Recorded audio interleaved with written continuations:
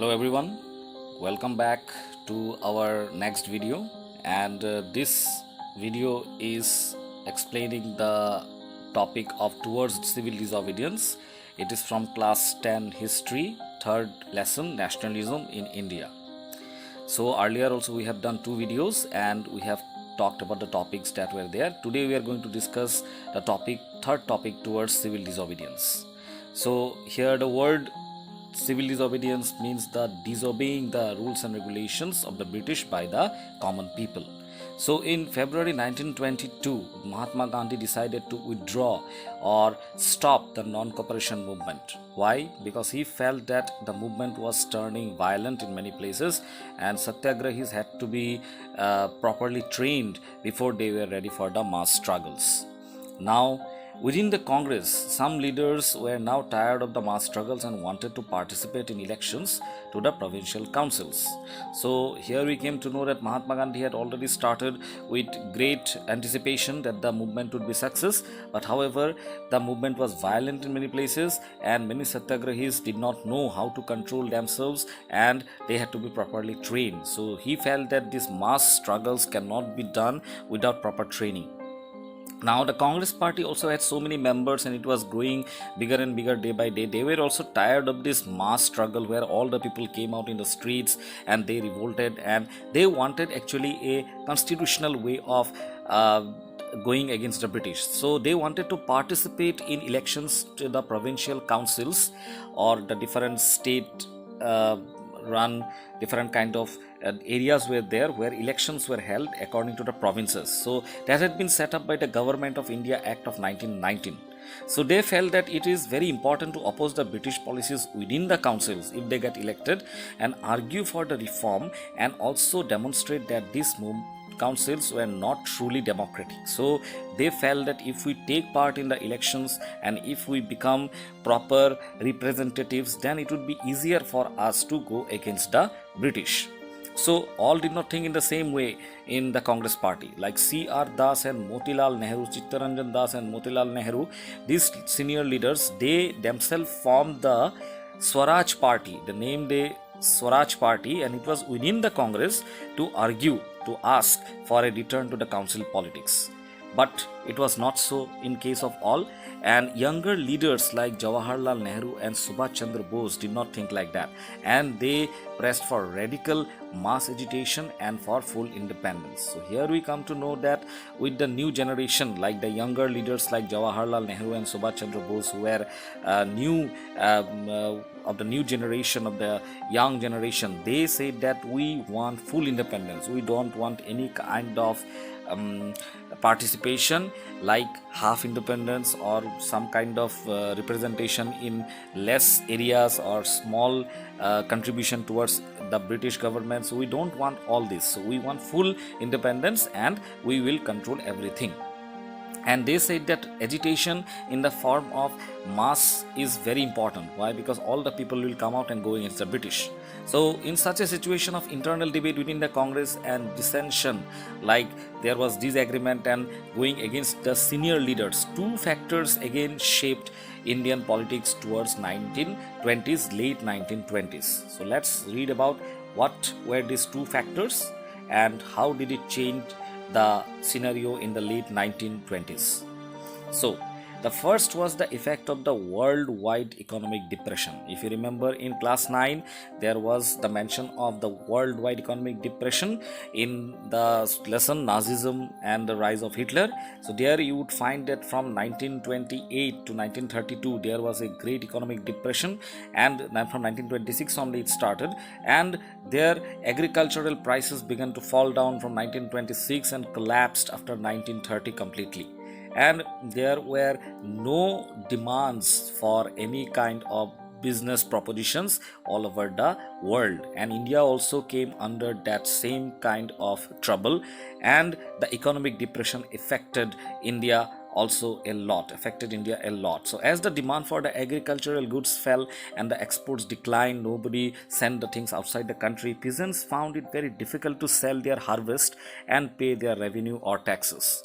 So it was a bad time for the British also, because they did not get any kind of profit from the farmers. So by 1930, the countryside, the village areas was in turmoil or was in great suffering, and there was a lot of chaos all over the country. So the country was already going through a bad phase, and now these all things, economic depression also hit the people a lot. So against this background, the new Tory government, there was a new government in Britain led by the Tory government. They constituted a statutory commission, a kind of committee, to come to India and review the situation under Sir John Simon. So it was a kind of commission or a committee who would come to India, and they would try to help to bring back the situation in a proper way in India, so that the people and the British also are able to get back to their own development. So now what happened is that, set up by the British in response to the nationalist movement, the commission was to look into the functioning of the constitutional system in India. So what was the constitutional system, how many leaders will be there, how many Indians will get chance to participate in the elections, and all these things were to be discussed and observed by Sir John Simon and Simon Commission, and suggest changes also. But the problem was that the commission did not have a single Indian member, and they were all British, and that is why the people, the Indians, did not accept the Simon Commission, and they felt they were alienated, and that is why they did not want the Simon Commission to review the constitutional system in India. So the Simon Commission arrived in India, and when the Simon Commission arrived in India in 1928, it was not greeted with the slogan welcome, but it was greeted with the slogan go back Simon. So go back Simon means we don't want you here, you have no right to come and discuss all these things in India. So all the parties, now Congress and the Muslim League, they came together and they participated in the demonstrations under an alliance, and in an effort to win them over, the British thought that two parties have come together and all the Indians are against us. So in order to win the confidence together, the viceroy at that time was Lord Irwin. He announced in October 1929 a vague offer of dominion status for India in an unspecified future, and a roundtable conference to discuss a future constitution. So the British wanted to control the situation, because they thought that all the parties have come together, now it will be really difficult for us to go against them. So that is why Lord Irwin, who was the viceroy is like equivalent to like the president, so he said that like he was able to make a offer. It was a vague offer, a offer which had less value, and it cannot be believed on.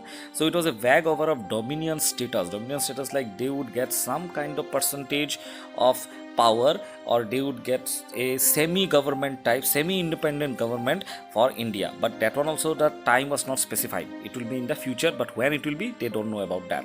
And a roundtable conference was also given the chance to participate in a roundtable conference to go and discuss the future constitution. But the Congress did not get satisfied. The radicals within the Congress also, they also decided that, like Jawaharlal Nehru and Subhash Chandra Bose, decided that they were not going to agree with the demands or with the offer of Lord Irwin. So they became more assertive, they became more confident, and they said that we want full independence.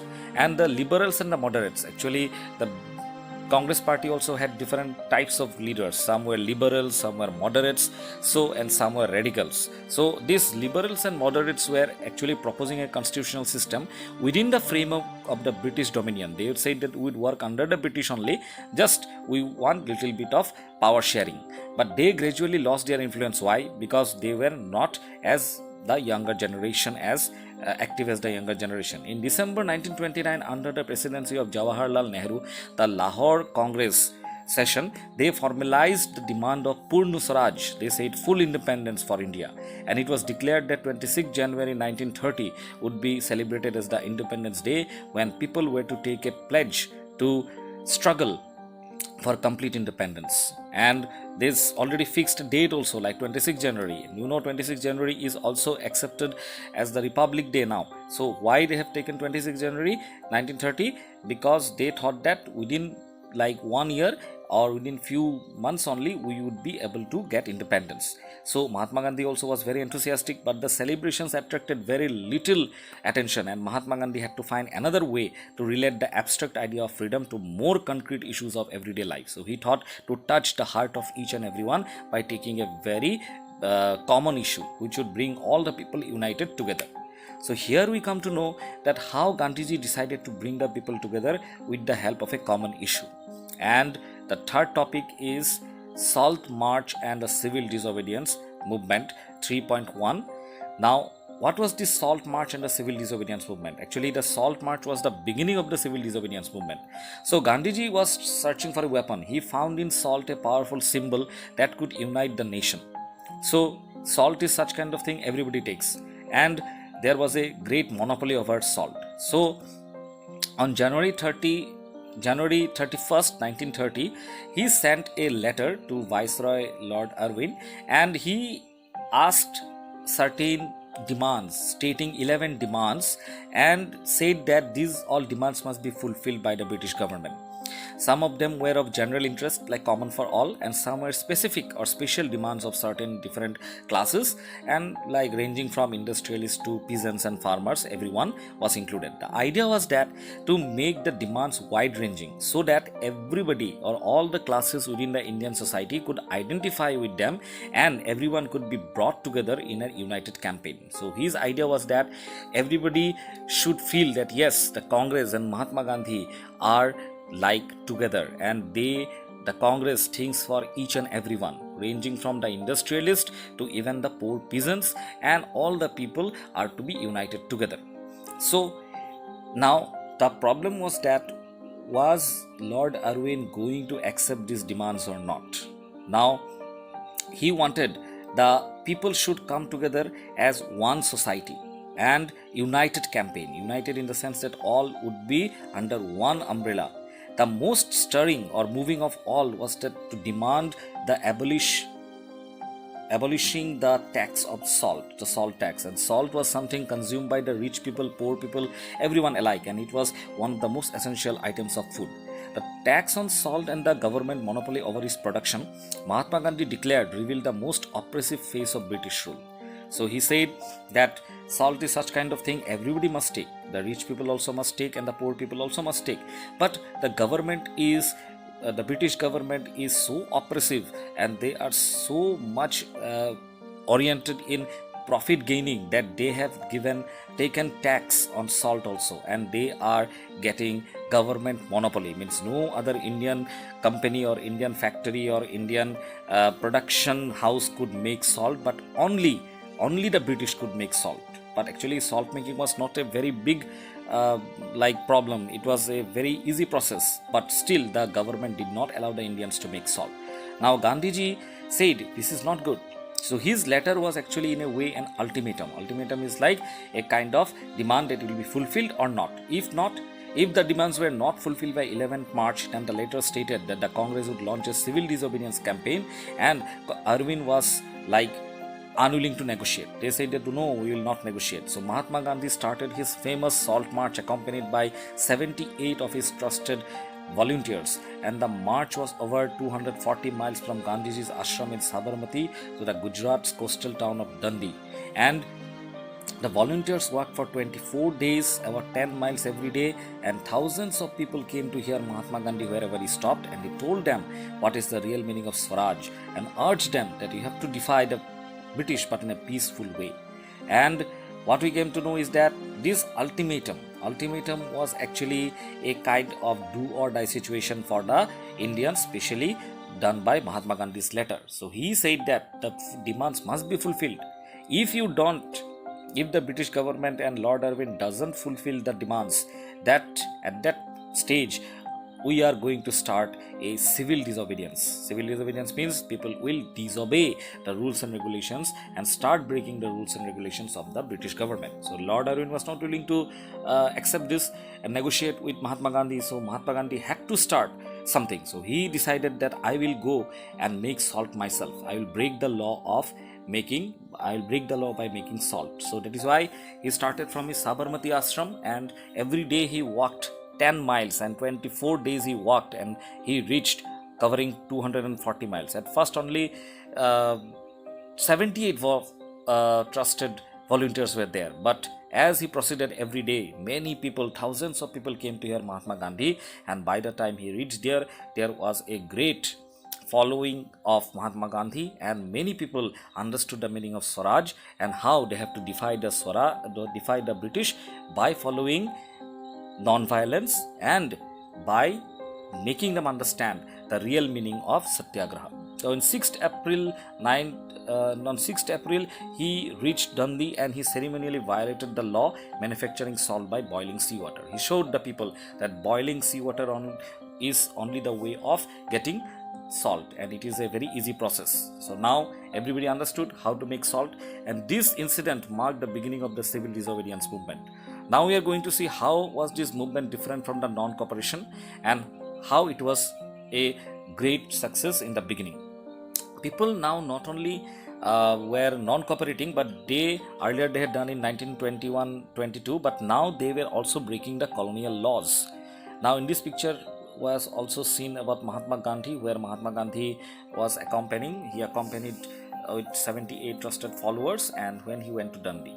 So here we are going to analyze how Mahatma Gandhi led the people and how civil disobedience unfolded. This is the picture, Dundee March. You can see here thousands were there who joined him on the way, and let us see what is given in the next paragraph. So the colonial laws were made by the British, and thousands in different parts of the country broke the salt law and manufactured salt and demonstrated in front of the government salt factories. So they made salt and they demonstrated it, showed it in front of the British owned salt factories.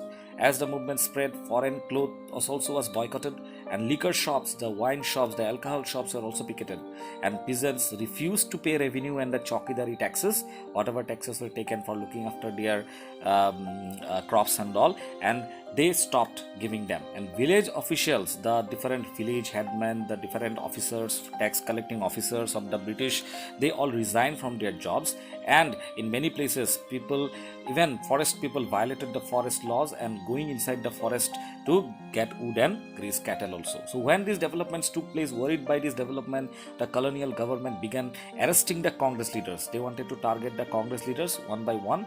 This led to violent clashes in many places. It is written palaces, it will be places here.